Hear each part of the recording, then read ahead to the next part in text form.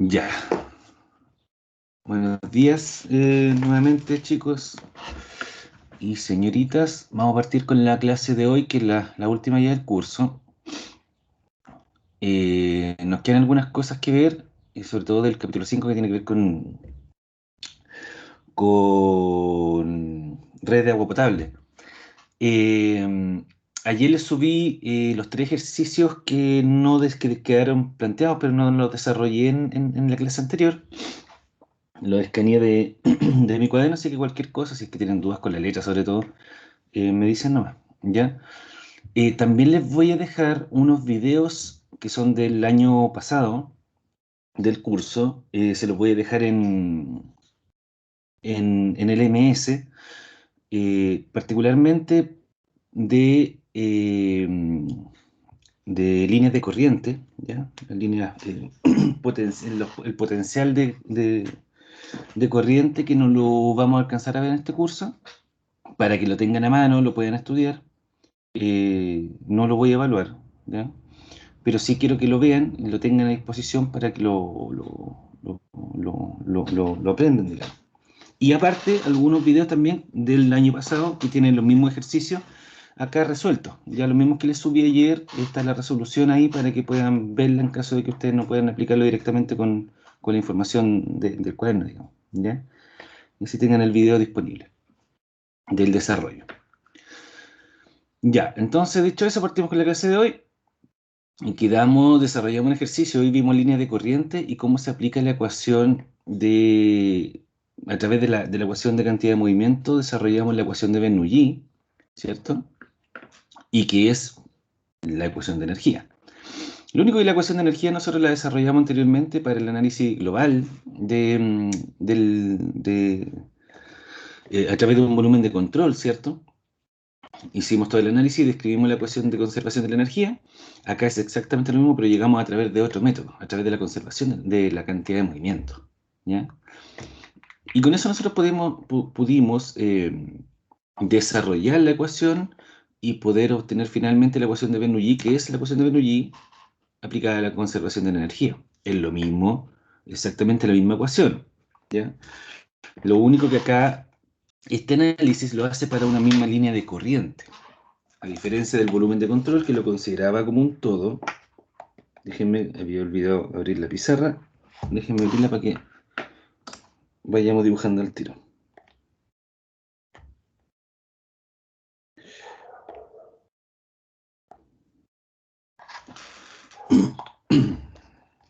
Estoy un poquito resfriado, muchachos, así que la voz no me acompaña mucho.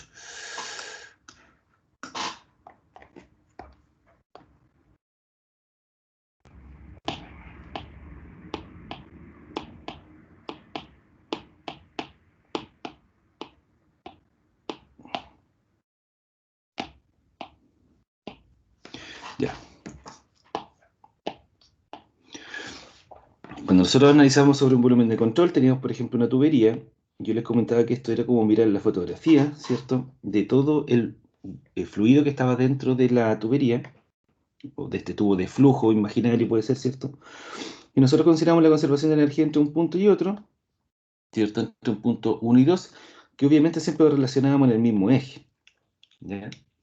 Pero nosotros estamos considerando, en este caso, para el volumen de control, ¿cierto? Donde lo analizamos a modo global, analizamos la fotografía e imaginamos el volumen estático dentro de esta situación, ¿ya? Está, o sea, es la foto, pero el fluido tenemos que tener claro que tiene componentes de velocidad, ¿cierto? Velocidades que pueden ir variando, presiones que van variando, etcétera. La diferencia que tiene con el análisis que hicimos ahora desde el punto de vista puntual es que nosotros vemos esto, eh, como les explicaba anteriormente, como estar sentado en la orilla de un río y ver cómo pasa el agua. Nosotros vemos un montón de partículas que van fluyendo a través de este tubo de flujo. Y las partículas siguen una misma línea, que se llama línea de corriente, que es un mismo camino por donde viajan y que va a depender de dónde se comparten las características. Por ejemplo, en el caso de un tubo de flujo pueden ser todas horizontales, equidistantes, ¿ya? Y que esas líneas de corriente tienen características distintas, pueden tener velocidades distintas, pueden tener presiones distintas, etcétera, ¿ya? Entre una y otra. Por lo tanto, cuando nosotros analizamos esto, ¿cierto? Que tiene que ver con la conservación de la energía del principio de energía, se analiza a través de una misma línea de corriente.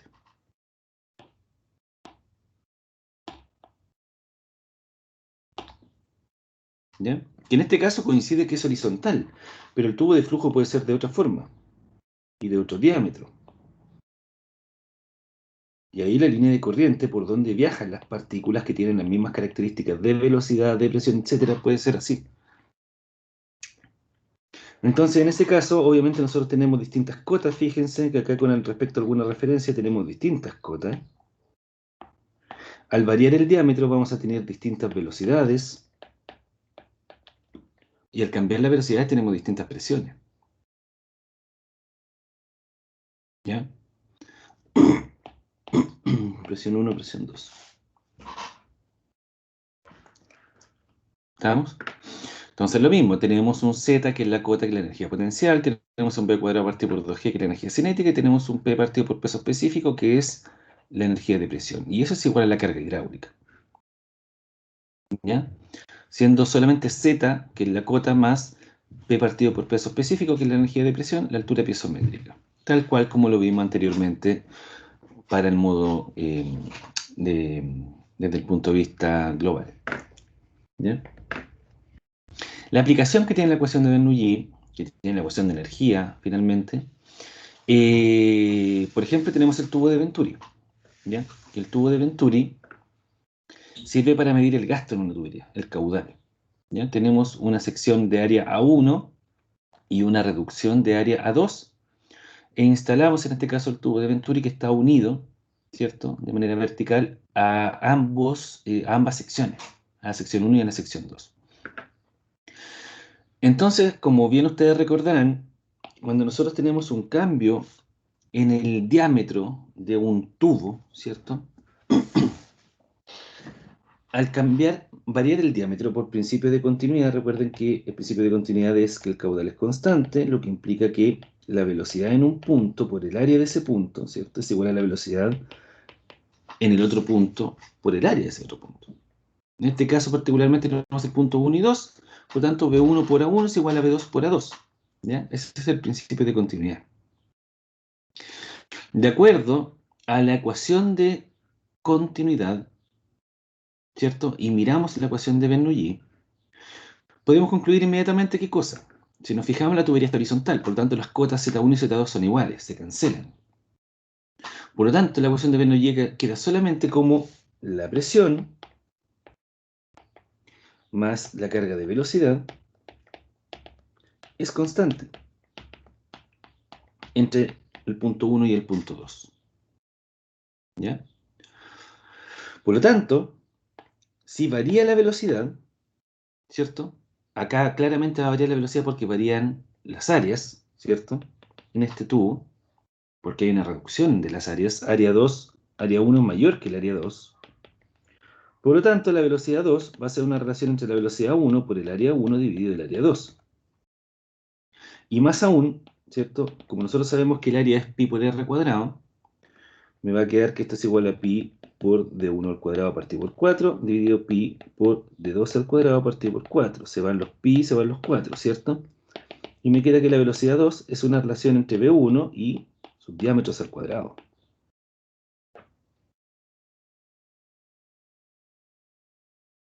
¿Ya? O sea, fíjense que aquí si aumenta el diámetro 2, ¿cierto? La velocidad 2 va a disminuir. Perdón, va a aumentar.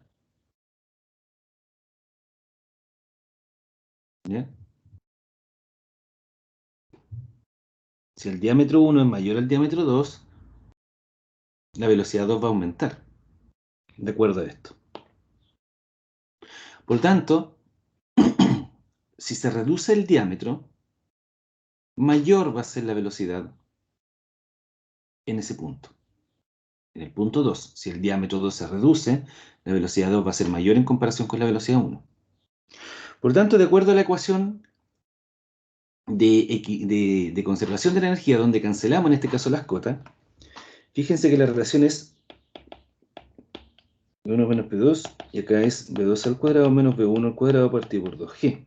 Reordenando, ¿cierto?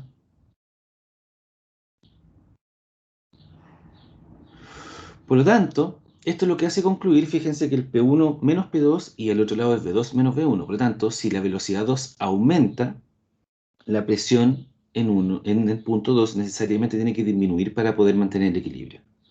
Entonces la conclusión es que si B2 aumenta, la presión 2 necesariamente disminuye para poder mantener el equilibrio. ¿Lo pueden ver? ¿Se entiende? En este caso, el tubo de Venturi lo que permite es poder determinar la velocidad. Cuando no tenemos información de velocidad, podemos determinar la velocidad en función de el tubo, ¿cierto? Recuerden el capítulo 2, creo que fue de este curso, ¿cierto? Donde tenemos el desnivel, en este caso, del fluido que está dentro del tubo de Venturi, que se puede utilizar generalmente mercurio, ¿ya? Y ese desnivel permite determinar la relación que existe entre la presión 1 y presión 2, que va a ser igual al mercurio, ¿cierto? Por la columna H que exista de diferencia entre las superficies del mercurio dentro del tubo. O sea, en este caso, P1 menos P2, ¿cierto? Va a ser igual a la columna H del mercurio. Recuerden que la presión del mercurio es la masa específica del mercurio por la gravedad y por esa columna H.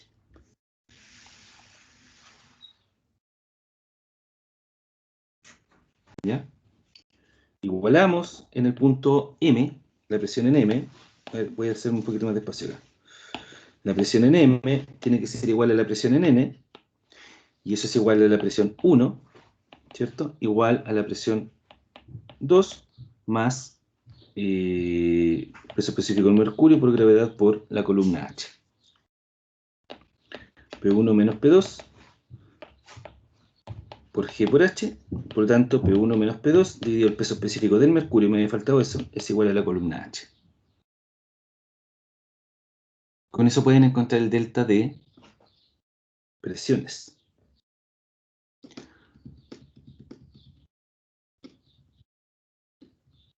Ahora apliquemos lo que arriba. P1 menos P2 entonces va a ser igual a peso específico del mercurio por la columna, que es esto. Por lo tanto me va a quedar peso específico del mercurio por la columna H dividido peso específico del agua, y eso es igual, vamos a aplicar ahora esto de acá, ¿cierto? A velocidad 2 al cuadrado menos velocidad 1 al cuadrado, me va a quedar velocidad 1 al cuadrado por D1 al cuadrado partido por D2 al cuadrado menos B1 al cuadrado dividido 2G. Peso específico del mercurio por H dividido el peso específico del agua es igual a B1 al cuadrado partido por 2G, diámetro 1 al cuadrado dividido diámetro 2 al cuadrado menos 1.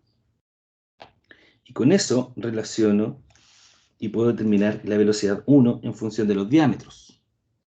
Obviamente el peso específico del mercurio y el peso específico del agua son datos conocidos, ¿cierto? Por lo tanto, puedo conocer en este caso la velocidad del escurrimiento solamente teniendo información de la altura en el tubo de Venturi. Y obviamente conociendo los diámetros. ¿Se entendió? ¿Queda alguna duda con eso?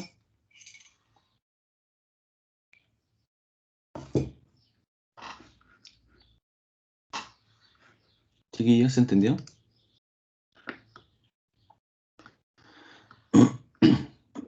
Sí, profe.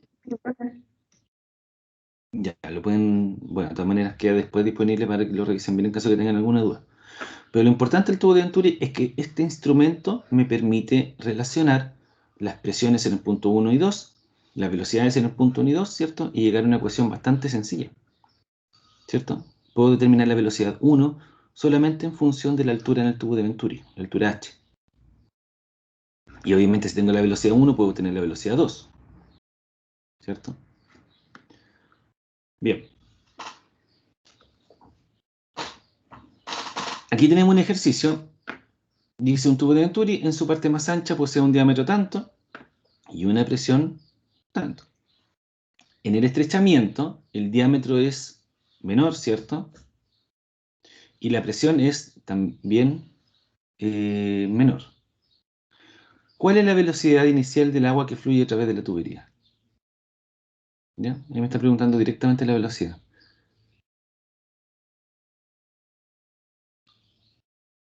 Claro, si disminuye, fíjense que acá está lo que nosotros concluimos. Tenemos un diámetro de 0,1524 y luego el diámetro en el punto 2 creo que es la mitad. Sí, 0,0762 metros es la mitad de 0,1524. Y yo les dije que cuando disminuye el diámetro, aumenta la velocidad y disminuye la presión. Fíjense que la presión en 2 es de 3 por 10 elevado a 4 pascales y la presión en 1 es de 4,2 por 10 elevado a 4 pascales. Mayor en 1, en 2. Me pide determinar cuál es la velocidad inicial del agua que fluye a través de la tubería. ¿Ya? En este caso no tenemos información de H, porque ya tenemos la información de las presiones. Entonces, bastante sencillo. Tenemos que utilizar esta ecuación del diferencial de presiones por el peso específico del agua. ¿Ya? Diferencial de presiones por el peso específico del agua. Eso es igual a velocidad 2 al cuadrado menos V1 al cuadrado partido por 2G. Reemplazamos la velocidad 2 por la ecuación de continuidad, ¿cierto? O sea, utilizaríamos esta ecuación, P1 menos P2 dividido peso específico, igual a velocidad 2 al cuadrado partido por 2G. Perdón, velocidad 1 al cuadrado partido por 2G dividido diámetro 2 al cuadrado dividido diámetro 1 al cuadrado menos 1. ¿Cierto? Que fue lo que nosotros definimos acá. Aquí. Y listo. Fíjense, velocidad 1 va a ser igual a la raíz 2G dividido el peso específico del agua, P1 menos P2, ¿cierto? Dividido diámetro 2 al cuadrado dividido diámetro 1 al cuadrado menos 1. Y ahí lo tenemos resuelto. Tenemos presión 1, pascales, tenemos la presión 2, tenemos diámetro 1 y diámetro 2. Diámetro 1 es 0,1524 y diámetro 2 es 0,0762 metros. Y ahí tenemos toda la información que necesitamos. P1, P2, diámetro 1 y diámetro 2. Y con eso obtenemos la velocidad inicial que fluye a través de la tubería. No lo voy a desarrollar más. El valor de eso, no sé si lo tengo por aquí. El valor de esa velocidad. No, no lo tengo a mano. No sé dónde está.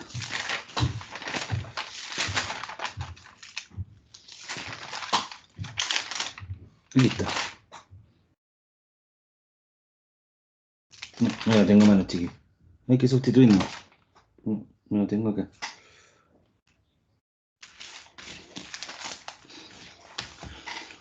Pero bueno, es cosa de sustituir los valores nomás. Acá hay otro ejercicio, que este se los voy a dejar para la casa, para que lo desarrollen, porque aquí, ¿cuál es la diferencia? Que acá ya tenemos un diferencial de cotas. ¿Ya? Dice la figura, el fluido es agua y descarga libremente a la atmósfera. Para un flujo másico de 15 kilogramos por segundo, determine la presión en el manómetro. La presión 1. ¿Ya? Hay un cambio en las cotas. Te indica cuál es el diferencial de cotas, que son 12 metros. Por lo tanto, lo que necesitan es determinar la presión en 1. ¿Ya? Que es la presión ahí en el manómetro. Recuerden que la presión en el manómetro es presión relativa, presión manométrica. Por lo tanto, lo que tienen que considerar ahí, ¿qué tienen que considerar para calcular la presión manométrica en 1?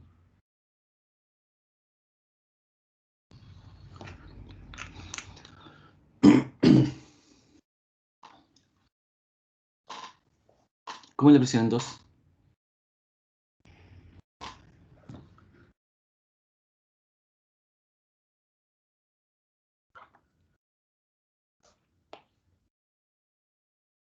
Es 0. La presión atmosférica se considera 0.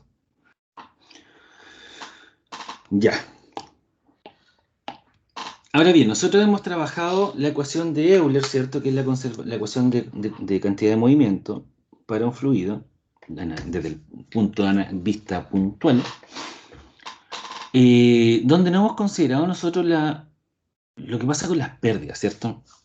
Que las pérdidas de energía, de carga, entre el rozamiento entre el fluido y el contorno donde está viajando, se producen por eh, las tensiones de corte, ¿ya? Por tanto, lo que vamos a hacer en esta clase es considerar las tensiones de corte dentro de la ecuación de Euler para poder determinar las pérdidas de energía. Y luego vamos a ver cómo se utilizan ecuaciones directas, de cálculo directo, empírica, para poder desarrollar y determinar las pérdidas de energía dentro de una tubería, ¿ya? Y eso es lo que vamos a ver en esta clase y con eso vamos a terminar. Partamos con agregar entonces las fuerzas viscosas en la ecuación de Euler, ¿ya? Nosotros tenemos acá en nuestra ecuación de Euler, recordemos que la masa específica por la derivada total de la velocidad en el tiempo, ¿cierto? Que es la aceleración, y eso es igual a la masa específica por gravedad menos el gradiente de presiones. O bien, si decidimos dividir por la masa específica, nos queda de una forma un poco más sencilla, ¿cierto? Dv de t es igual a la gravedad, el vector gravedad, menos 1 dividido la masa específica por gradiente de presiones.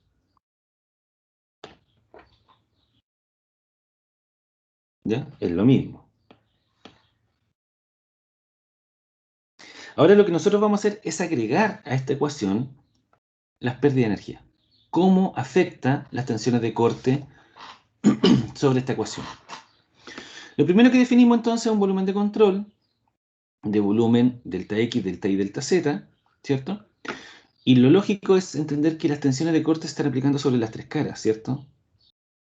Sobre las 6 caras, perdón, del volumen de control. Recordemos que tiene 6 caras. Y en las 3 direcciones. 2 caras por dirección. Las caras tienen lógicamente una superficie que va a ser el plano, ¿cierto? Que se esté mirando. Por ejemplo, si vamos en la dirección Y, de acuerdo a las direcciones que se dieron acá en esta imagen, si nosotros vamos en la dirección Y, ¿cuál va a ser la cara que nos vamos a encontrar? ¿Con qué cara me voy a enfrentar?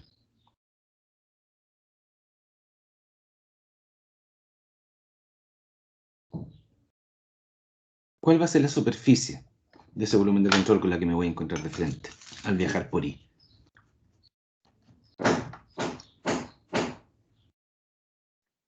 Con X, Z. Con X y Z, ¿cierto? Gracias. Efectivamente, si yo viajo en I me voy a encontrar con la cara XZ, entonces eso tienes que tenerlo bien clarito porque es lo que me va a definir la notación para las tensiones de corte. La tensión de corte se denota como tau sub IJ. I es la cara y J la dirección. ¿Ya?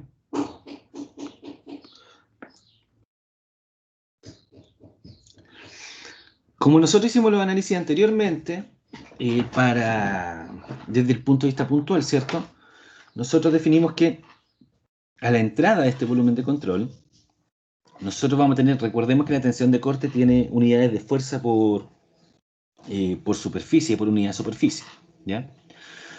Por lo tanto, la fuerza viscosa que se produce sobre este volumen de control, si estamos mirando acá nosotros la cara I, ¿ya? La horizontal I, tenemos que esta fuerza se va a aplicar sobre la superficie I, que va a estar definida por dx y dz, ¿cierto? En la dirección I, ¿ya?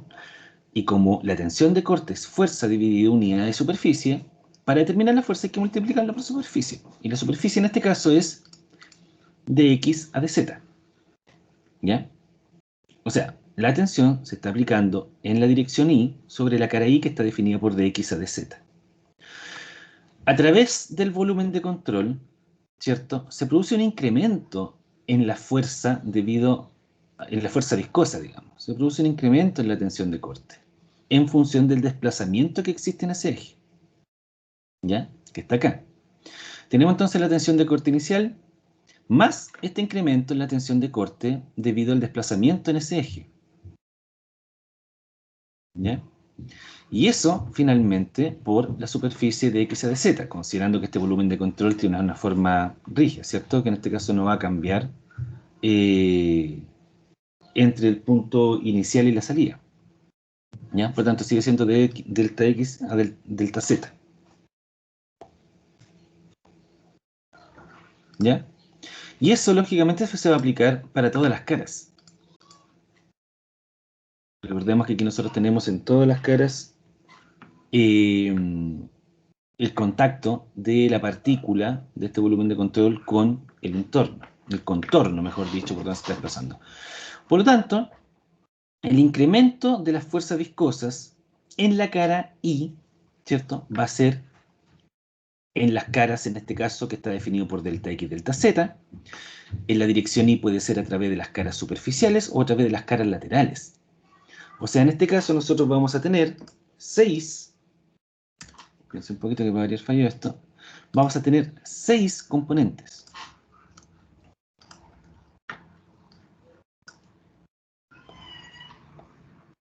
¿Ya? La componente en la cara definida por delta X, delta Z, tanto a la izquierda como a la derecha.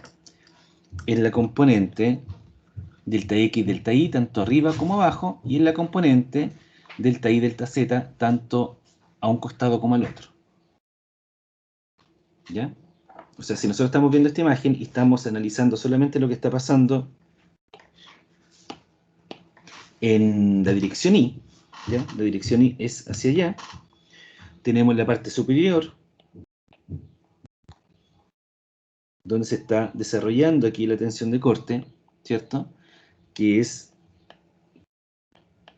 en la cara Z, la tensión de corte en la dirección Y. ¿Ya? Y eso tiene una superficie delta X, delta Y. Tenemos la cara vertical, ¿cierto? Donde se está desarrollando, en este caso, la tensión de corte en la cara Y, en la dirección Y. Y eso en la superficie delta X, delta Z. Y tenemos la cara lateral, que le llamo yo, ¿cierto? Acá, donde se está desarrollando la tensión de corte en la cara X, en la dirección Y, donde la superficie está definida por delta Y y delta Z. ¿Cierto? Por lo tanto, son 6 valores. Aquí tenemos 3, pero faltan las otras caras, ¿por cierto? Falta la cara que está al otro costado. Tanto en la superior, ¿cierto? Tenemos ahí la inferior, cara inferior. Tenemos la cara I, ¿cierto? Que es la contraria de esta. Esta de esta. Y me falta obviamente la cara lateral que debería estar por acá.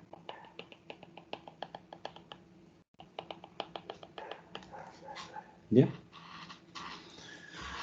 Por lo tanto, el incremento de la fuerza viscosa en la dirección Y es la sumatoria del incremento de las tensiones de corte en cada uno de los ejes, ¿cierto? Por el volumen de control de esta partícula. ¿Ya? Obviamente queda solamente el incremento porque acá nosotros tenemos a la derecha este valor y luego se le resta esto. ¿Ya? Por eso me queda solamente el incremento por el área.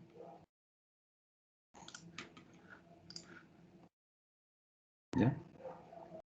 Si nosotros aplicamos para las 3 direcciones, aquí solamente hicimos el análisis para la dirección Y, ¿cierto? Pero nos quedan las otras direcciones. Nos va a quedar finalmente que la resultante de las fuerzas viscosas por unidad de volumen, obviamente como todas le va a acompañar el volumen, lo pasamos dividiendo hacia cada uno del incremento de las fuerzas, ¿cierto? Me va a quedar finalmente un tensor de esfuerzos, donde para la dirección X, Y y Z voy a tener el conjunto de tensores. ¿Ya? Esto se puede escribir como nosotros tenemos aquí el incremento parcial, ¿cierto?, de cada uno de los tensores, lo podemos describir como el gradiente del tensor de esfuerzo. ¿Ya? Tenemos entonces que el incremento de la fuerza viscosa dividido el volumen es igual al gradiente del tensor de esfuerzo. ¿Dudas con eso?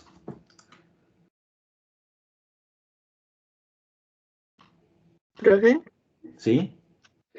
¿tau XX es perpendicular a la cara? Perdón, de nuevo, ¿cómo? Tau XX, tau y tau ZZ son perpendiculares a la cara. Exacto, ahí está. Aquí tenemos el II, por ejemplo. ¿Eh? ¿Cómo sería, si fuera un fluido que va viajando por una tubería, cómo sería ese tau? Y es que depende de las direcciones que se dé. Déjeme borrar aquí.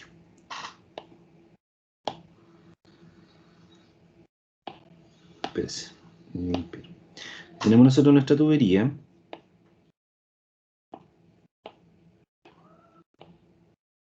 Profe, la pizarrita se ve para atrás de la Perdón, diapo. se me corre esta cuestión. Ahí sí. Si tenemos nosotros nuestra tubería, aquí vamos a tener nosotros exactamente lo mismo. Vamos a estar analizando nosotros un elemento de fluido. Ahí, ¿cierto? Un elemento de fluido de esta partícula. Y vamos a tener exactamente lo mismo. Vamos a tener todos nuestros componentes, démonos las mismas que tiene acá la imagen de la pizarra. Y vamos a tener exactamente lo mismo. Esta partícula que nosotros estamos analizando acá, este elemento, es un elemento de fluido que está dentro del viaje de una tubería. Por lo tanto, va a tener el efecto de las paredes de todo el contorno. Fíjese que nosotros acá tenemos superior e inferior, pero obviamente cuando nosotros vemos un corte transversal de esta tubería, ¿cierto? Nosotros lo que estamos viendo es esto. Nosotros tenemos una tubería cerrada aquí. Por lo tanto, la tensión de corte se produce sobre todo el contorno. Eso implica que dentro de la tubería nosotros tengamos tensiones de corte en todas las caras. Ahí tenemos las 3 tensiones de corte, que en estricto rigor son 6, porque nos faltan las otras caras que no estamos viendo acá, ¿cierto? En la dirección I. ¿Ya? Pero además de eso, vamos a tener también tensiones de corte en las otras direcciones. Entonces finalmente vamos a tener 9 componentes, que son las 9 que están acá.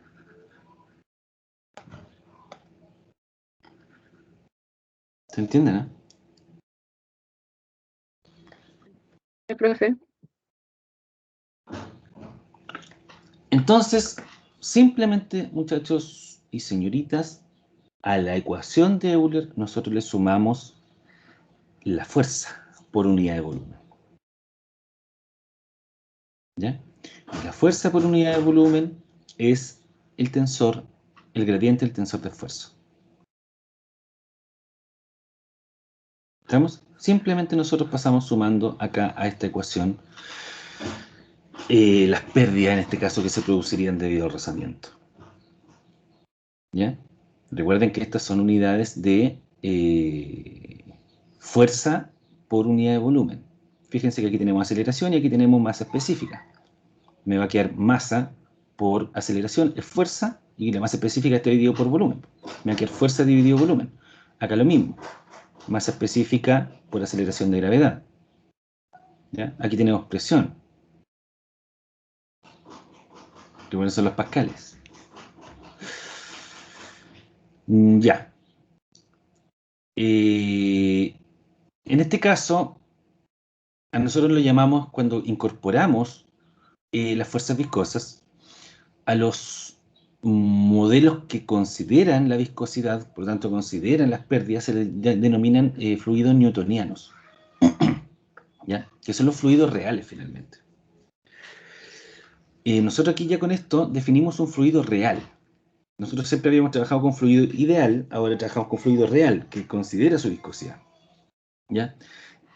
Y particularmente en el modelo newtoniano, la relación o la dependencia que tiene en este caso sus esfuerzos de corte son directamente relacionados con el perfil de velocidades. O sea, el perfil del esfuerzo de corte, ¿cierto?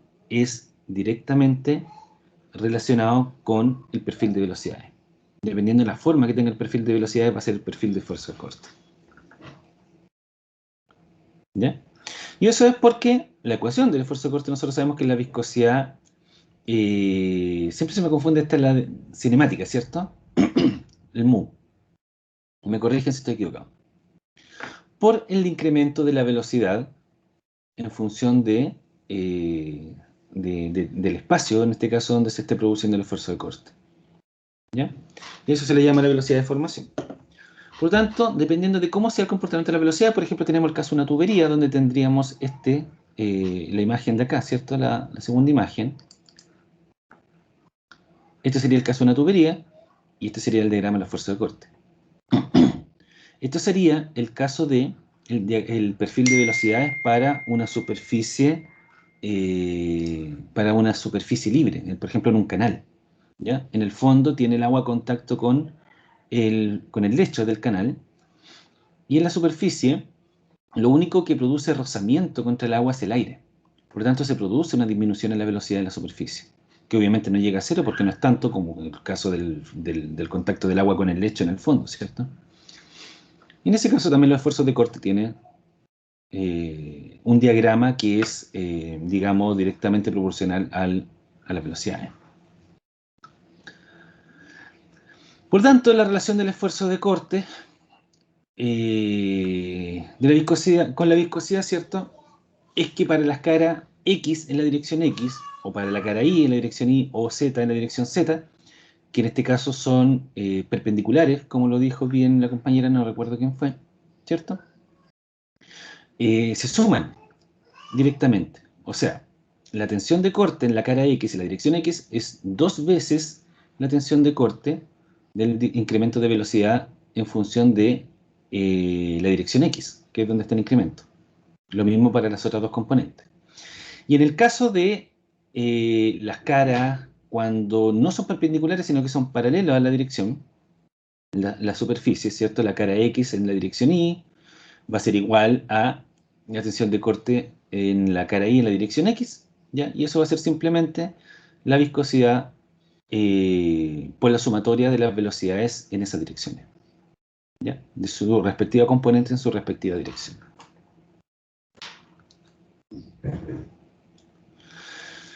Finalmente, esta ecuación, este modelo newtoniano, se expresa para un modelo o un fluido incompresible, considerando siempre que sea un fluido newtoniano incompresible, newtoniano es que tenga viscosidad, o sea, tenga tensor de corte, y sea incompresible el fluido.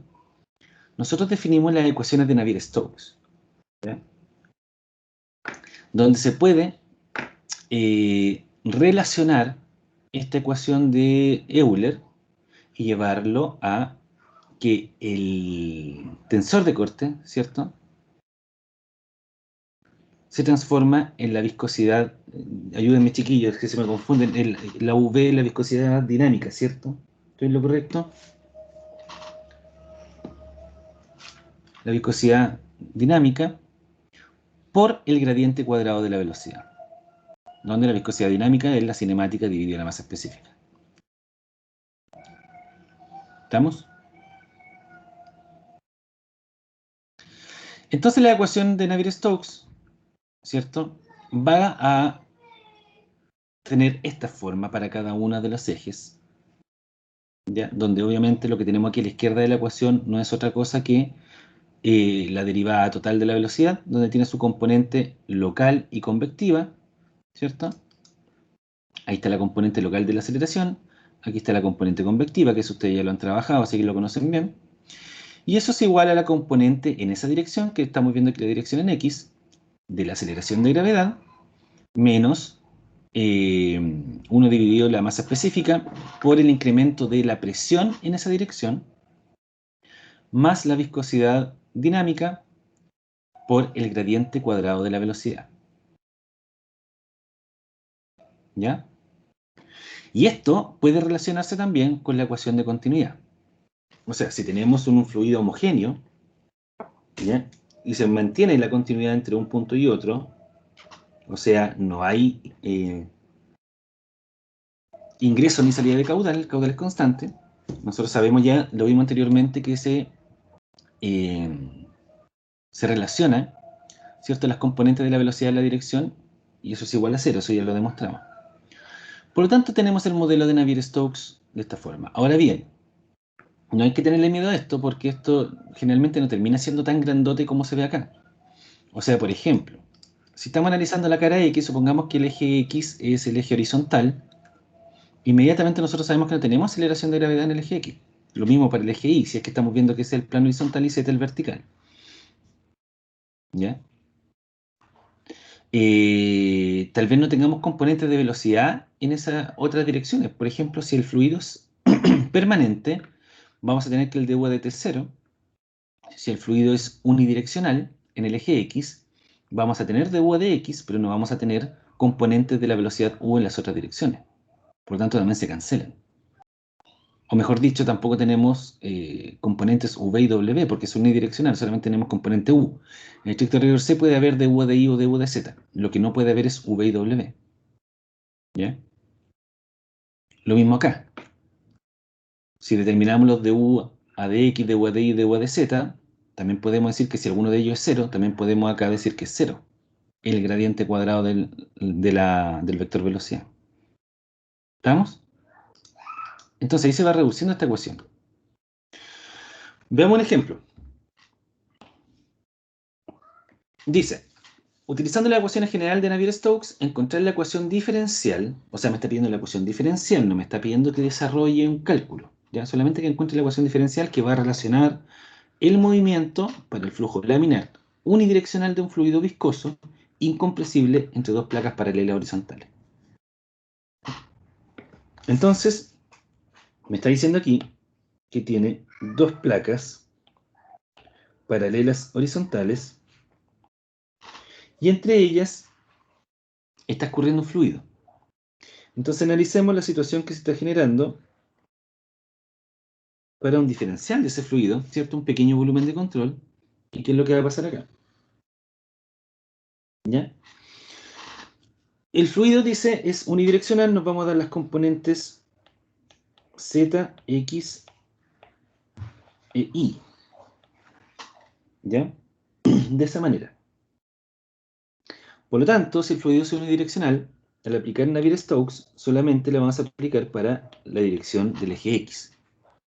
Y esa ecuación, como lo podemos ver acá, es dU de T más U de U de X más B de U de Y más W de U de Z igual G de X menos 1 dividido masa específica por el incremento de la presión en esa dirección más la viscosidad, lo vamos a escribir ahí como una forma media extraña, para que no se confunda con la velocidad V, de el gradiente cuadrado del vector velocidad.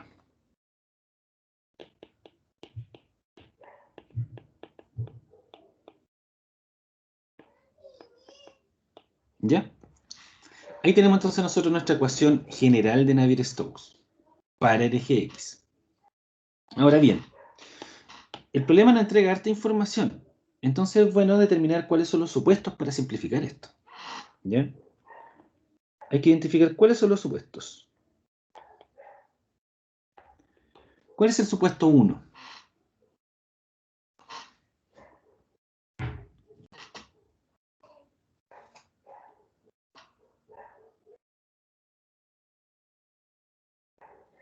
Unidireccional. Unidireccional.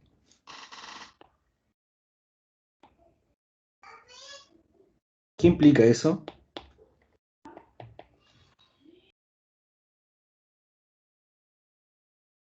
¿Va en un solo sentido? Claro, pero en cuanto a ecuaciones, ¿qué implica eso?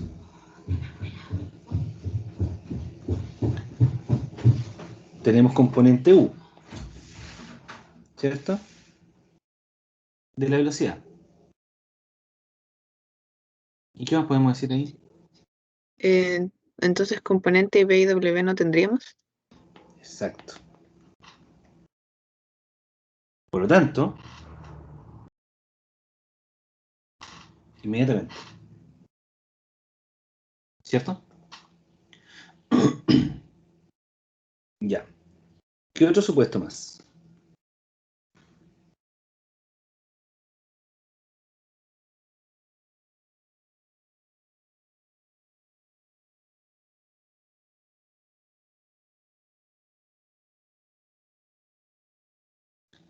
El flujo es laminar.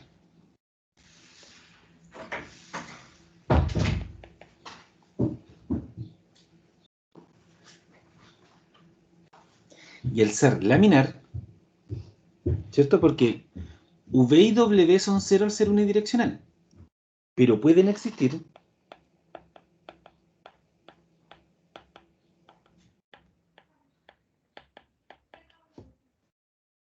esas tres componentes, ¿cierto? Sabemos que tenemos velocidad U.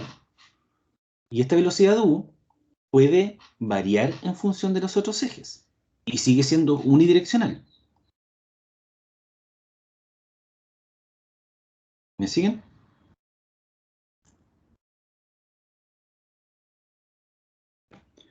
¿Se entiende eso, no? ¿La diferencia de eso? No, profe, yo no lo entendí. ¿Lo puedo repetir, por favor? A ver, el fluido, el escurrimiento de este fluido, tiene componente U de velocidad.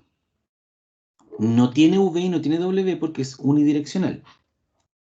Pero la componente U de la velocidad puede verse incrementada o disminuida, da lo mismo, pero puede tener, tener un incremento en cualquiera de los ejes. Por ejemplo, si nosotros estamos viendo una tubería, ¿cierto? Una tubería para un fluido real con viscosidad unidireccional. ¿Qué pasa a medida que se va acercando a las paredes de la tubería? En Z, miremos Z nomás. ¿Qué va pasando a medida que se acerca a la pared superior de la tubería? ¿Qué pasa con la velocidad U? Disminuye. Disminuye. Por lo tanto, de U a de Z existe. Hay una variación de la velocidad U en función de Z. Hay un incremento. Incremento entiéndase de que puede ser para arriba y para abajo, puede ser también una disminución, da lo mismo, pero es la palabra. Hay un incremento en Z. ¿Se entiende eso? Siendo que hay una velocidad U, es unidireccional, pero depende U de Z, ¿cierto? ¿Se entiende ahí? Sí, profe. Ya, pues. Y si miramos la tubería desde el corte transversal, nosotros tenemos Z hacia allá, hacia arriba, y tenemos I hacia acá, ¿cierto? Por lo tanto, también va a existir una variación de la velocidad. Ahí está U, y ahí está U' que es más chica, ¿cierto? Es más pequeña. ¿Por qué? Porque se está acercando a la pared de la tubería. Lo mismo que analizamos recién en Z, pero ahora lo estamos analizando en I, en el plano horizontal. Por lo tanto, existe un incremento en la dirección X, ¿ya? Puede existir, o sea, tal vez desde este punto inicial a este punto 2, más adelante en la tubería, tal vez puede haber un incremento en la velocidad. Y también hay variación en I y en Z, que no es lo mismo que decir que el fluido es unidireccional, donde V y W son cero. Pero U puede variar en las tres direcciones. ¿Ya? Eso tienen que tenerlo súper claro.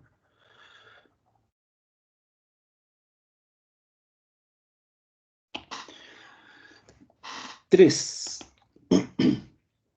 G de X, que es la componente horizontal en este caso de la aceleración de gravedad. Tenemos componente horizontal de la gravedad. Cero. Solamente tenemos componente en el eje Z, en la vertical. No tenemos ni en X ni en Y aceleración de gravedad. Por lo tanto, G de X 0. Si estamos considerando el campo gravitacional terrestre, obviamente.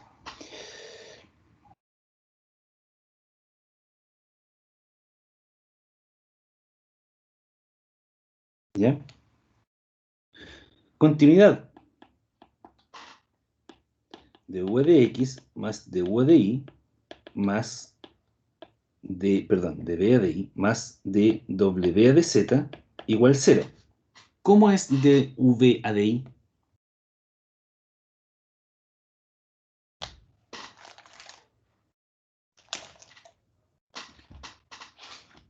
Hoy acá arriba cometí un error y nadie me dijo nada. Aquí en la parte de la ecuación de Navier-Stokes, aquí es derivada al cuadrado de u y aquí derivada al cuadrado de u también. ¿Ya? Como no tenemos componente v y no tenemos componente w, me queda necesariamente que dv de x es 0. Derivada al cuadrado de u, por lo tanto, a de x también es 0. X cuadrado. ¿Ya? Por lo tanto, dv de x es 0 y du cuadrado de x cuadrado es 0. ¿Ya?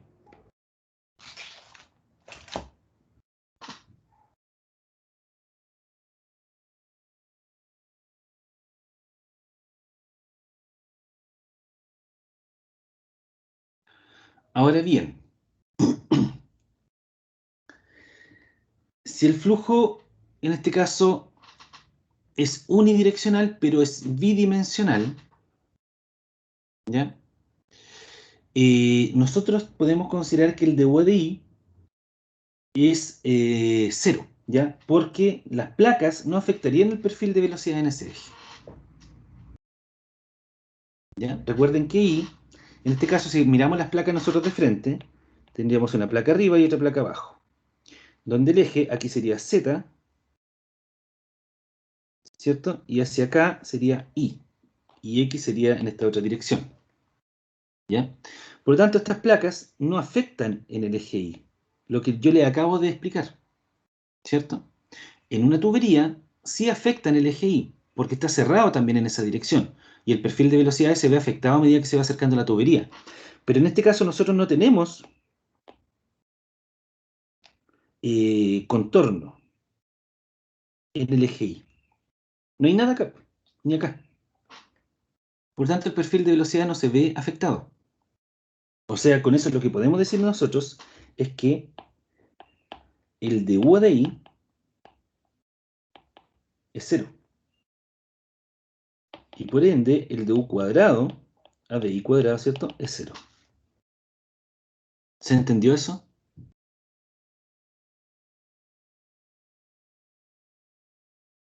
¿O no se entendió?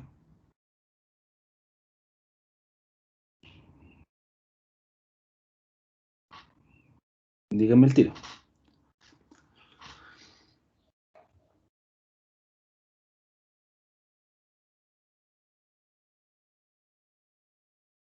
Recuerden que anteriormente les dije que en una tubería, ¿cierto? Ahí la velocidad U tiene un valor y a medida que se acerca a la pared tiene otro valor. ¿Por qué? Porque la pared está influyendo sobre el perfil de velocidades, ¿cierto? Suponiendo que para arriba está Z y para la derecha está I. Lo mismo hacia arriba, ¿cierto? También se está acercando a la pared superior de la tubería. Y ahí se produce la tensión de corte y genera un problema en la velocidad, una disminución en la velocidad.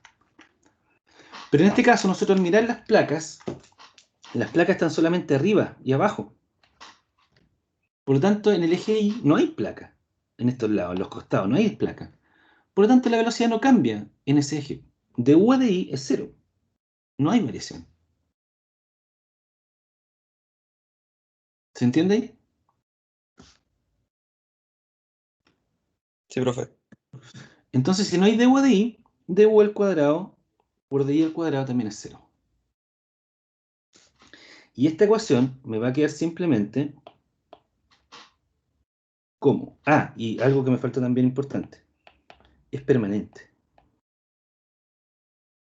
Lo asumimos permanente. Por lo tanto, de U a de T es 0. Entonces, fíjense que ya se redujo un montón la ecuación. Y me va a quedar simplemente 0 Se me quedan estas de acá. Bueno, no importa. 0 va a ser igual a menos 1 dividido masa específica de P a dx más la viscosidad por du cuadrado a dz cuadrado. O 1 dividido masa específica de P a dx igual a la viscosidad por du al cuadrado de z cuadrado.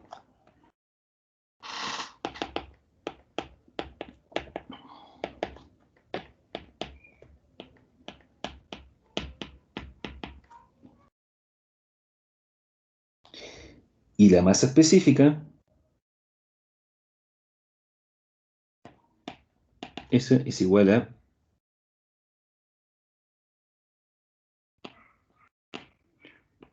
la viscosidad cinemática dividido la masa específica. Por lo tanto, finalmente, dp a dx es igual a mu por derivado al cuadrado de u partido de z cuadrado. Y esa es la ecuación diferencial que rige este escurrimiento. ¿Estamos? ¿Dudas con respecto al desarrollo?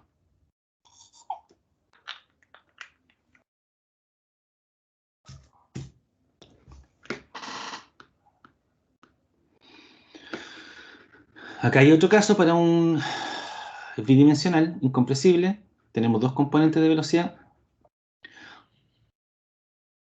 Hay que calcular la presión con la ecuación general de Navier-Stokes. ¿Ya? Se las voy a subir también. Entonces, último capítulo. Fluidos reales. La ecuación de Bernoulli que nosotros ya definimos, ¿cierto? Que puede ser aplicado a un tubo de flujo o una tubería y que representa la conservación de la energía, tiene cierta limitante. Es válida para fluidos incompresibles, ¿ya? Porque recuerden que nosotros dividimos esta ecuación por la masa específica. Por lo tanto, la masa específica afecta directamente al peso específico y en ambos puntos el peso específico debe ser constante. Por lo tanto, solamente para fluidos incompresibles, donde la masa específica no varía. La ecuación de Bernoulli no puede tener dispositivos mecánicos entre las secciones de interés. O sea, no podemos considerar bombas ni turbinas.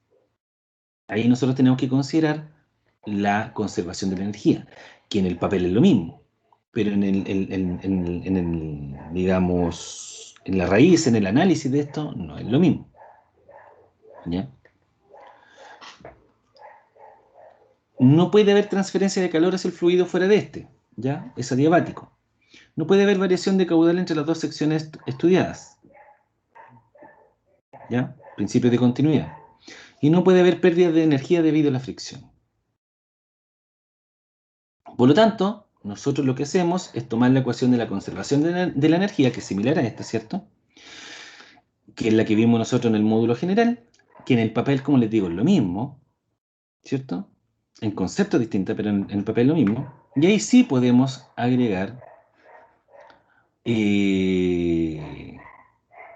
estas componentes extras que nosotros debemos considerar para el análisis global, en este caso, de un fluido, ¿ya? Y estas componentes extras, que son las limitaciones de la ecuación de Bernoulli, lo que no se puede utilizar sobre esta ecuación, ¿cierto? Nosotros agregamos estas nuevas componentes. Y esas nuevas componentes son la energía añadida, que es por ejemplo la bomba.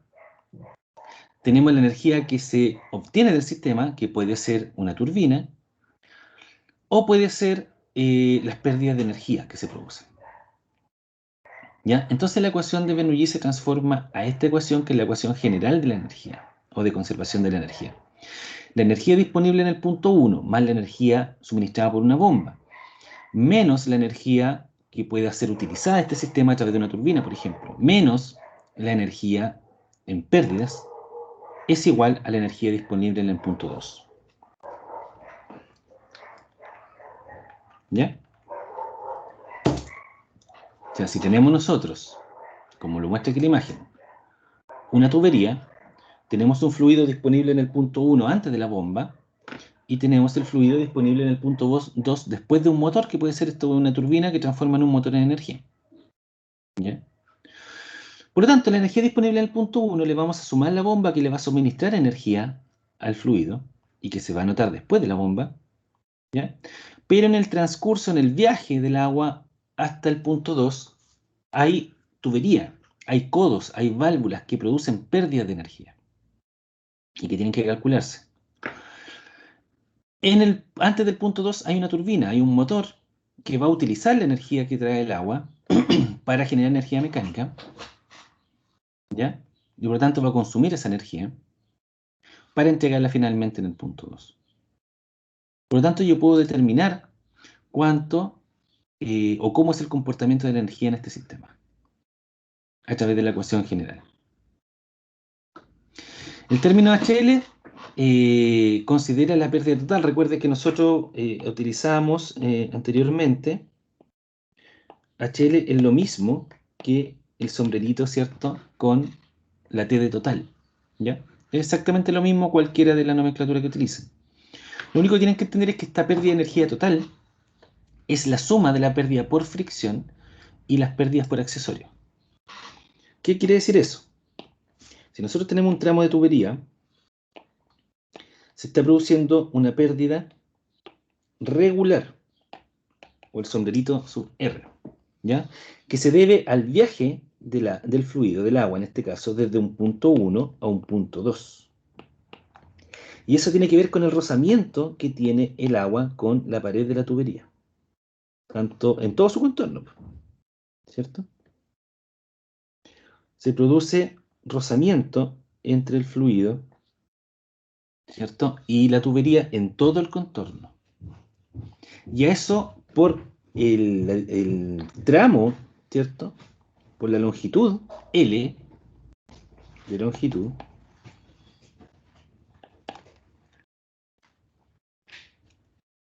¿cierto? Se está produciendo un roce constante. Y por eso se le llama pérdida por fricción o pérdida regular. Por eso se le denomina sub R. ¿Ya? Es regular. Y esa pérdida por fricción se puede determinar mediante distintos métodos. Una ecuación es, por ejemplo, la ecuación de Darcy-Weisbach, que relaciona un factor de fricción F por la longitud del tramo dividido el diámetro de la tubería, en este caso, por la energía cinética, que es B cuadrado partido por 2G. ¿Ya? Ese factor de fricción se puede determinar de distintas maneras. Tenemos estas dos ecuaciones, por ejemplo, que hay una que es un proceso iterativo. Fíjense que esta es 1 dividido la raíz del factor de fricción, y dentro de la ecuación al lado derecho también tenemos el factor de fricción. Entonces hay que ir probando distintos valores de factor de fricción hasta que lleguemos a una igualdad en esta ecuación. ¿Ya? De las otras cosas que dependen en este caso es de la densidad relativa, o sea, la rugosidad relativa, que es el diámetro dividido el espesor de la tubería, ¿ya? Y el número de Reynolds.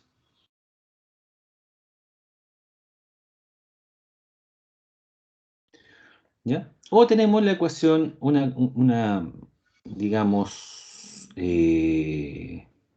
una transformación de esa ecuación para que no sea un proceso iterativo y sea una determinación directa del factor de fricción, donde ya saca el factor de fricción dentro de la ecuación y lo determina de forma directa, también con la rugosidad relativa, que depende de la rugosidad absoluta E, y el número de Reynolds. El número de Reynolds, ¿cierto?, se determina como la masa específica por la viscosidad cinemática, dividido la viscosidad dinámica por el diámetro. ¿Ya?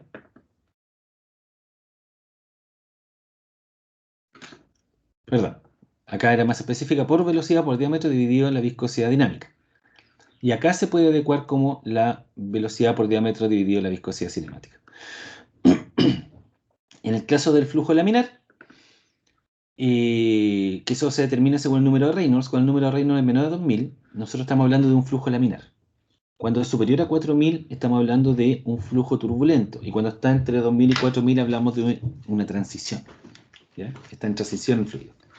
No recuerdo si yo le hice el símil de que cuando nosotros podemos ver claramente un flujo laminar y turbulento cuando nosotros prendemos un cigarrillo, ¿ya? Inmediatamente lo que sale del cigarrillo, fíjense que todas las líneas de corriente son verticales y van en la misma dirección, ¿cierto? Es bien uniforme cómo va subiendo el humo hasta que llega a un punto en que se vuelve turbulento, ¿ya? Se mantiene laminar en la dirección vertical inmediatamente al salir del cigarrillo por un tema de la viscosidad que tiene el fluido con el entorno. Interactúa la viscosidad del humo con el aire, ¿ya? Y eso lo mantiene, y también con un diferencial de presiones, lo mantiene en línea recta hasta que en algún momento eso se pierde. Y ahí se transforma en un flujo turbulento.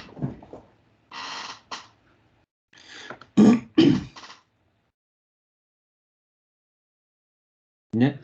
Aquí tenemos otra forma de determinar la pérdida de carga, ¿cierto? Que es otra ecuación, pero nosotros vamos a utilizar siempre la ecuación de Darcy-Weisbach,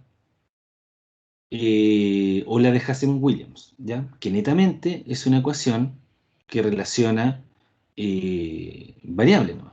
¿Ya? No tiene absolutamente ninguna complejidad.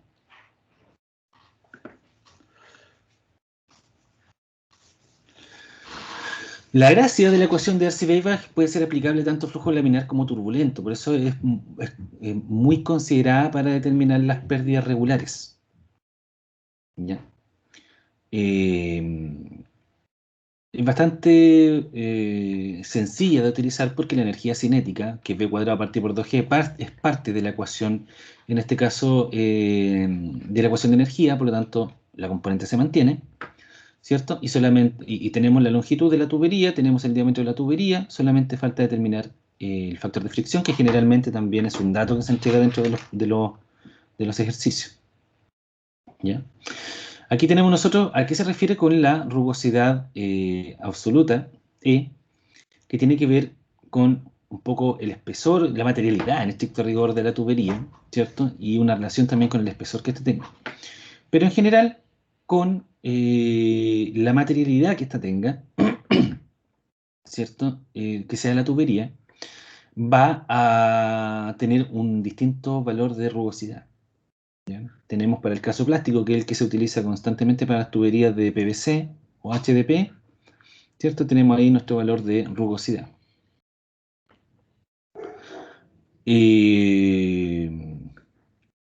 En estricto rigor, fíjense que no, que acá el PVC lo considera como un valor mayor que las de plástico, ¿ya?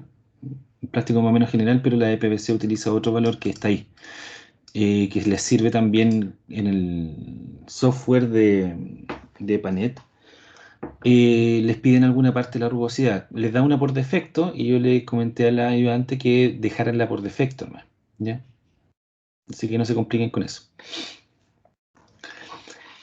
La ecuación de Moody, que también sirve para determinar el factor de fricción, hay varios métodos para determinar fricción, uno de ellos también es la ecuación de Moody, que él plantea el ábaco de Moody, que es el que está acá, y relaciona el factor de fricción en función del número de Reynolds, ¿cierto? Acá está el factor de fricción en la vertical izquierda, el número de Reynolds que está en la parte inferior, y la rugosidad relativa que está a la derecha. Entonces, obteniendo el valor de rugosidad relativa y del número de Reynolds, podemos obtener el factor de fricción. Simplemente cruzamos nosotros el número de Reynolds, supongamos que nos da aquí, no sé, 10 elevado a 6, lo cruzamos con la rugosidad relativa, que supongamos que es 0,004, y estaría acá, justo en este punto. Ah, se me fue. Estaría justo en este punto, ahí. Por lo tanto, luego eso lo llevamos hacia la izquierda para obtener cuál es el valor del número del factor de fricción, que sería aproximadamente 0,028 para ese caso.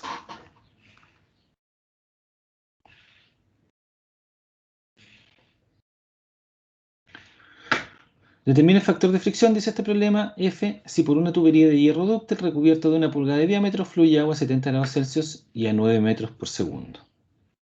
¿Ya? Acá se tiene toda la información, por lo tanto, queda en este caso de tarea este problema. Se los voy a subir, lo tengo desarrollado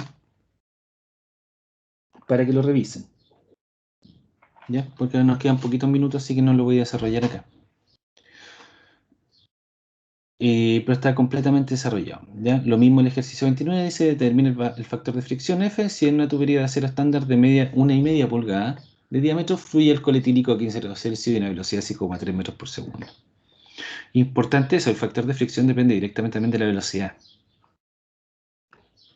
¿Ya?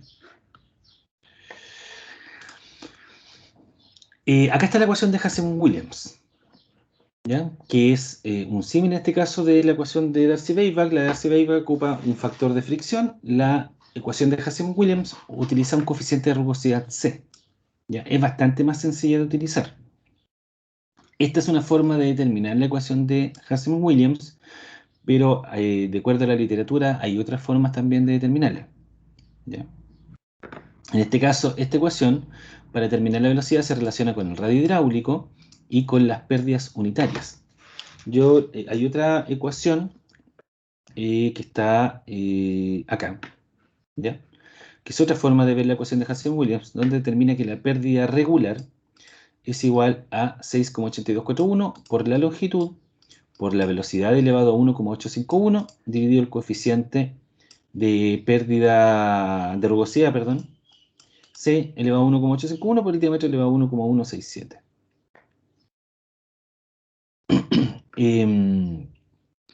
Hay otra ecuación también de Hazen-Williams, donde en vez de la velocidad lleva el caudal, ¿ya? Y obviamente tiene otros exponentes, que esa es la más utilizada, de hecho, ¿ya? Los coeficientes de Hazen-Williams, generalmente para las tuberías plásticas se utiliza un coeficiente C de 150. Las tuberías de Advento Cemento, si mal no recuerdo, de 140. Es un coeficiente que la literatura también lo entrega, ¿ya? Acá tenemos nosotros un listado de materialidades y cuál es su coeficiente aplicado. Ven que para PVC es 150. Advento Cemento es 140, está en lo correcto, ¿ya? Eso sería en cuanto a las pérdidas regulares. Las pérdidas singulares se determinan como una proporción de la energía cinética. Es más sencilla de calcular porque la pérdida singular se determina netamente como un coeficiente K por la energía cinética, por V cuadrado partido por 2G. Y ese coeficiente K lo entrega directamente en este caso, la pieza especial. Una válvula, por ejemplo, una llave de paso, tiene una cierta pérdida, un coeficiente de pérdida de energía local, de energía singular, pérdida de energía singular, ¿ya? De hecho, cuando uno compra piezas especiales como un codo, por ejemplo, uno puede meterse a las fichas técnicas de los codos, de las curvas, de las válvulas, y dice cuánto es el coeficiente de pérdida singular. Por lo tanto, para determinar la pérdida, solamente se determina como el coeficiente de pérdida singular por la carga de velocidad, por V cuadrado partido por 2G.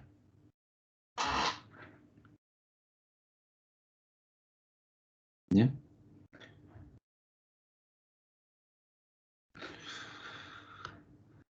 Tenemos distintos formas de determinar los valores de las pérdidas singulares dependiendo de la forma que tenga, en este caso, la sección, ¿ya? Si tenemos, por ejemplo, nosotros un ensanche brusco, que le llaman aquí dilatación súbita, pero es un ensanche brusco, venimos con un diámetro de 1, pasamos a un diámetro de 2, se produce una pérdida singular debido a que se producen vórtices aquí en las esquinas, ¿cierto? Debido al aumento súbito del diámetro. Esas pérdidas de energía se determinan como un coeficiente de pérdida singular K por la carga de velocidad, por V cuadrado partido por 2G.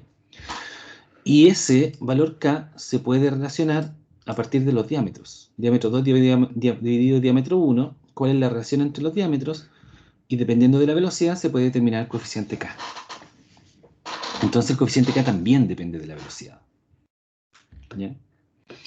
Eso se puede mejorar si es que nosotros utilizamos un ensanche gradual para que disminuya, en este caso, la pérdida singular debido al ensanche, ¿ya? Y existen métodos para determinarlo directamente. Ahora bien, en la prueba, yo se los voy a entregar directamente el dato. Les voy a entregar el valor de K. Si es que hacemos ejercicio de este tipo, vamos a entregar el valor de K. ¿Ya? Así que no les voy a pedir que vayan a tabla a buscarlo ni nada por el estilo. Lo mismo para el coeficiente de fricción F. Tampoco voy a pedir que lo calculen ustedes directamente. Yo les voy a dar ese dato. ¿Ya? Porque generalmente en la vida real, después cuando ustedes calculen, diseñen, esos son datos que van a tener ustedes a mano. No va a ser necesario que lo calculen. Esto es más a nivel de laboratorio para poder determinar para una pieza cuáles son los coeficientes. ¿Ya? Pero en estricto rigor ustedes siempre van a contar con esos valores.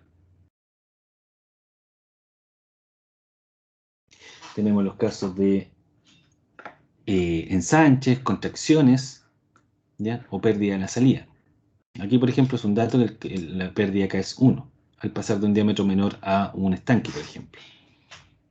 Pero como les digo, toda esa información se las voy a entregar yo directamente para el cálculo. Por lo tanto, tenemos ya las pérdidas regulares y las pérdidas singulares. Las pérdidas regulares dependen de la longitud del desplazamiento del fluido y las pérdidas singulares dependen del tipo de pieza especial.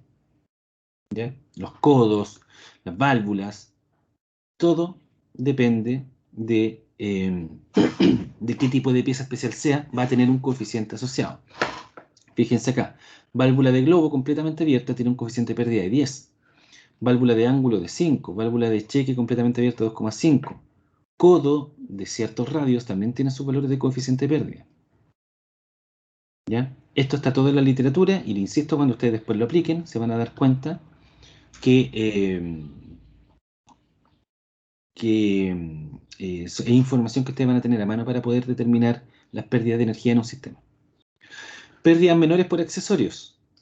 ¿Ya? Las piezas especiales también tienen su coeficiente de pérdida asociado. Por lo tanto, finalmente el balance de energía, si es que nosotros no tenemos no tenemos bomba ni turbina, el balance de energía siempre va a ser la energía disponible en el punto 1 igual a la energía disponible en el punto 2 más las pérdidas de energía que se han ido generando. Y las pérdidas totales de energía van a ser las pérdidas regulares, que esta es la ecuación de Darcy-Weisbach, ¿cierto? El coeficiente de fricción por la longitud dividido el diámetro por la velocidad al cuadrado partido por 2g, más la pérdida singular, que va a ser el coeficiente k por b cuadrado partido por 2g. Ahora, ojo, que la carga de velocidad que hay que considerar, tanto para pérdida regular como singular, tiene que ser la velocidad que tiene en ese punto. ¿Ya?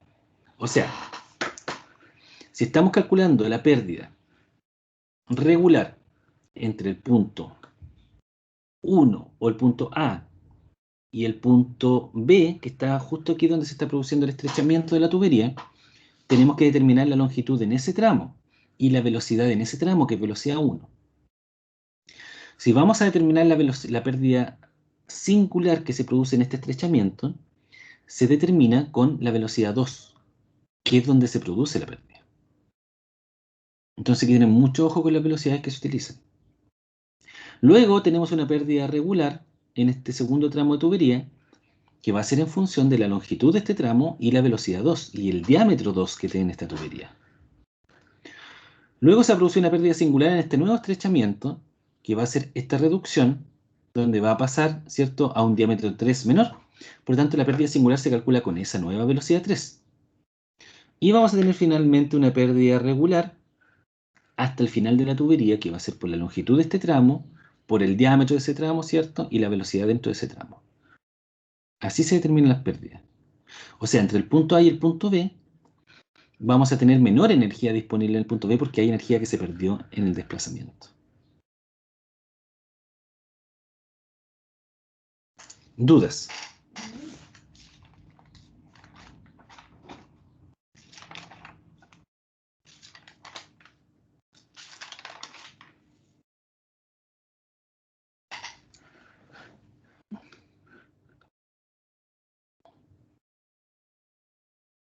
Chicos, ¿hay dudas? En vez de chicos les voy a decir señorita. Hay 4 acá y solo Marcelo representando a los hombres. ¿Hay alguna duda, chiquillos? Por el momento no, profe. No, profesor. No, profe. Hagamos este ejercicio bien sencillo. Para terminar, les voy a subir también el desarrollo del resto para que los tengan. ¿Ya? No hay ninguno de estos que tenga coeficiente de pérdida. Calcule pérdida de presión. Ya, dice. ¿Qué diámetro debe tener una tubería nueva de PVC? Esta es la tubería nueva de PVC. De 2.400 metros de longitud. ¿Ya? Para transportar un caudal de 1 metro cubo por segundo. Con una pérdida por fricción de 64 metros. O sea, la pérdida regular aquí es 64 metros.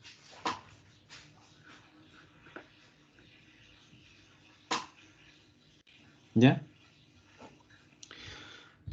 Entonces planteamos la ecuación de energía.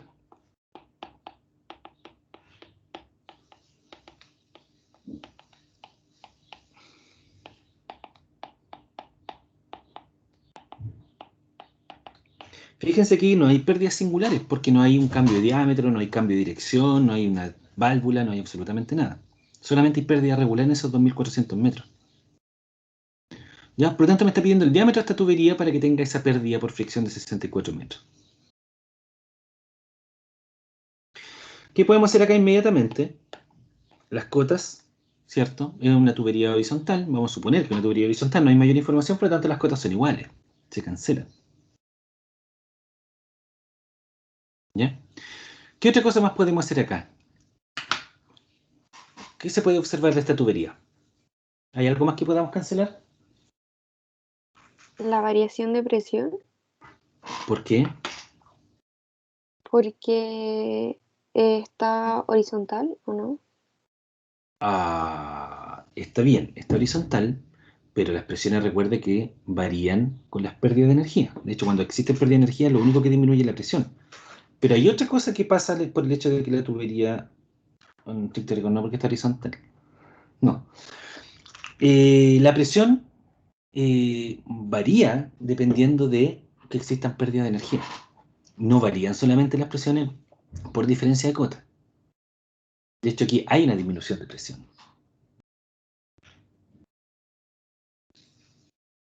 ¿Qué otra cosa pasa acá por el hecho de que la tubería es horizontal?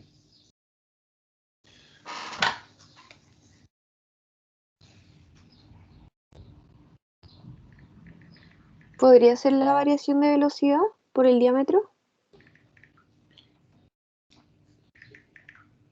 ¿Y existe variación de velocidad?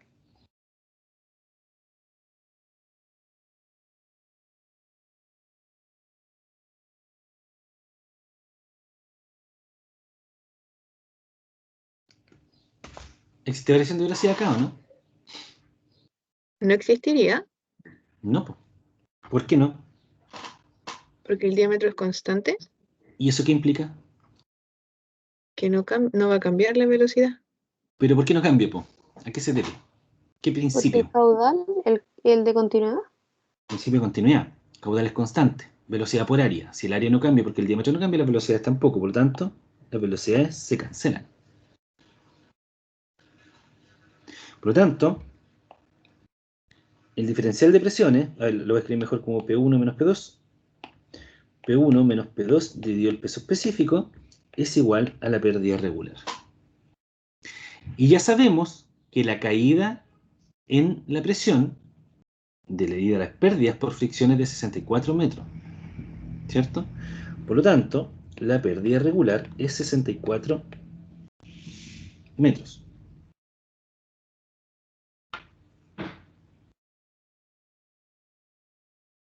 ¿Cierto?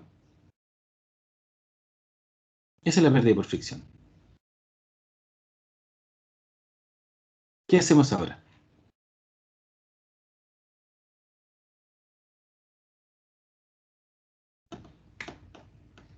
¿Qué se les ocurre?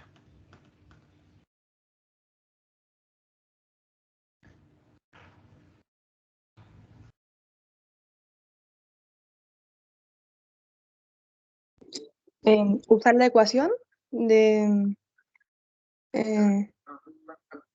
Hansel y Williams. ¿Cierto?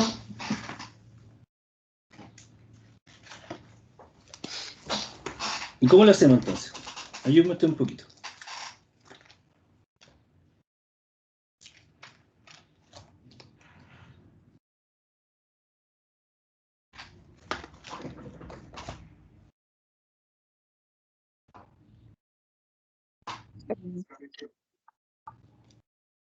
Ay, que se me perdió la ecuación. No, no sé dónde. Caudal igual 1 metro cúbico por segundo. Ya, voy a borrar la tubería.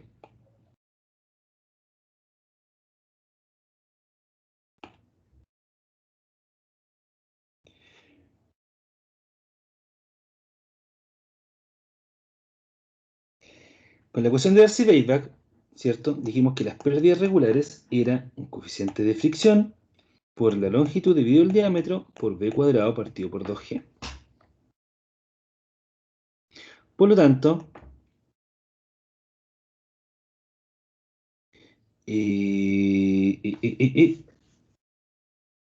sabemos por otro lado, ¿cierto?, que el caudal es velocidad por área. La velocidad entonces es caudal dividido área.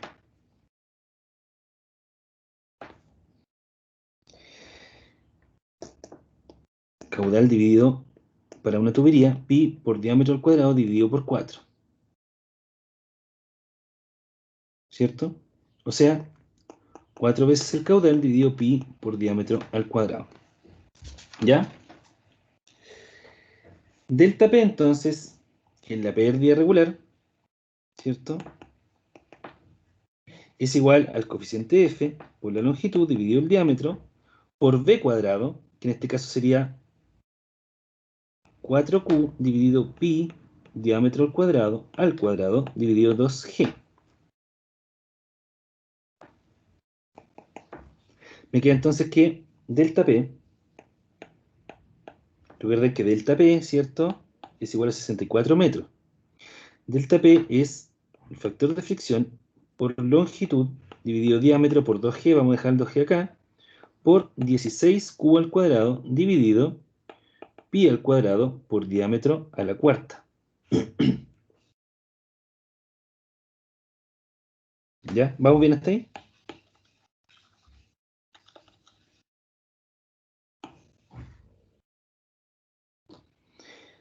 Vamos bien hasta ahí, ¿no? Delta pedido peso específico, que es 64 metros,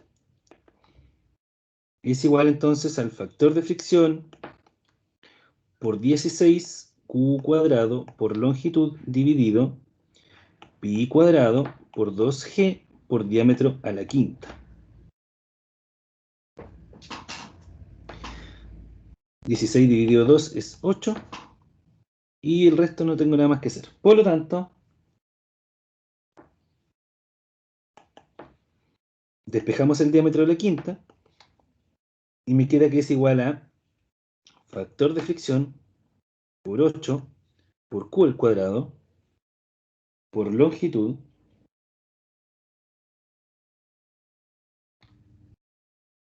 dividido pi al cuadrado por 64. ¿Ya? Finalmente, diámetro va a ser igual a raíz quinta de factor de fricción por 8. En realidad el 8 va a quedar abajo mejor. Por q al cuadrado por longitud dividido pi al cuadrado por 8.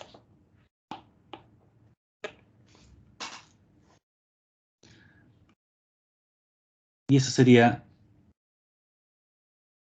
el desarrollo del ejercicio. Lógicamente tenemos el caudal, tenemos la longitud, no tenemos el factor de fricción, por lo tanto va a quedar en función del factor de fricción el problema. Ya, muchachos, eso sería. Les voy a subir también ejercicio desarrollado y le voy a pedir a Jera que les desarrolle alguno en la práctica del lunes. ¿Ya? Dudas, consultas, hasta acá.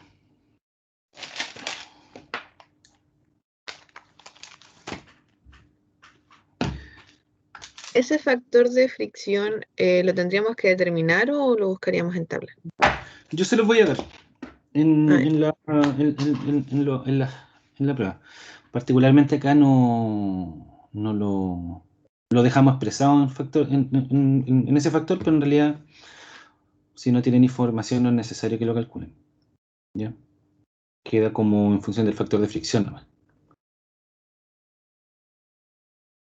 Ya, chiquillos, lo dejamos hasta acá entonces. Muchas gracias a todos. Bueno, a los 5 que están acá. Profe, Dígame, Consuelo. que tengo una consulta. Las notas de la prueba 1, Sí, se las cuando... entrego ahora esta semana. Sí o sí. Ah, ya, ya. Ya. Fin de semana yo creo que están arriba. Ya, chiquillos. Muchas gracias, que estén muy bien. Igual, Chao, profe, que esté chao, chao. bien. Chao. Ya, profesor, muchas gracias. Gracias a ustedes, que estén muy bien.